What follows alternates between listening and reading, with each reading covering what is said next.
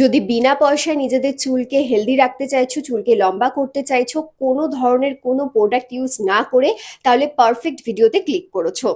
আজকের ভিডিওতে তোমাদেরকে বলবো বিনা পয়সায় চুলের কেয়ার করা বা হেয়ার কেয়ার করা।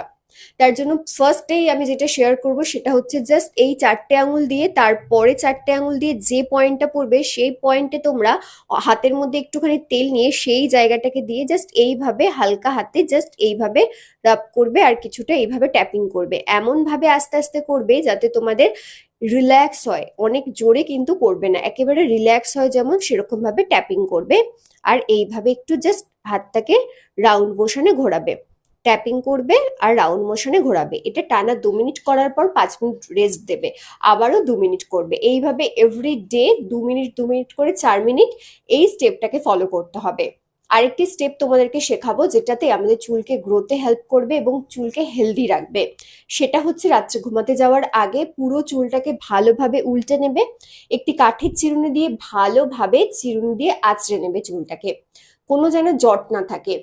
এরকম ভাবে 1-2 মিনিট আঁচড়াও, তারপর আবার চুলটাকে ভালোভাবে তুলে নিয়ে চুলটাকে আঁচড়ে নাও ভালোভাবে, তারপর হালকা বিনুনি করে শুয়ে পড়ো। এভরি ডে এই দুটো স্টেপ যদি ফলো করা যায় তাহলে বিনা পয়সায় তোমরা তোমাদের চুলকে কিন্তু হেলদি রাখতে পারবে। কোনো টাকা খরচ করে পার্লারে গিয়ে ট্রিটমেন্ট করার দরকার পড়বে না। জাস্ট 1 মাস এই দুটো স্টেপ যদি তোমরা ফলো করতে পারো, আমি তোমাদের কথা দিচ্ছি তোমাদের চুল কিন্তু একেবারে হেলদি থাকবে।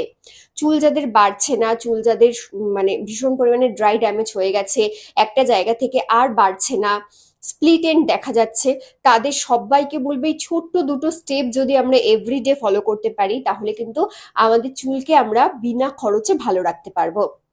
প্রত্যেকটা মেয়েকে এই ভিডিওটি শেয়ার করে দাও যাতে সবাই হেল্প হয়, কারণ এখনকার দিনে দাঁড়িয়ে প্রত্যেকটা মেয়েরই কিন্তু হেয়ার ফল হচ্ছে, হেয়ার নিয়ে ভীষণ পরিমাণে ভুগছে। তাই সবাইকে শেয়ার করিয়ে দিয়ে এই দুটো স্টেপ সম্পর্কে জানিয়ে দাও। ভালো থাকবে, সুস্থ থাকবে, এরকমই আরো ভিডিও পেতে পেজটিকে ফলো করতে ভুলো না।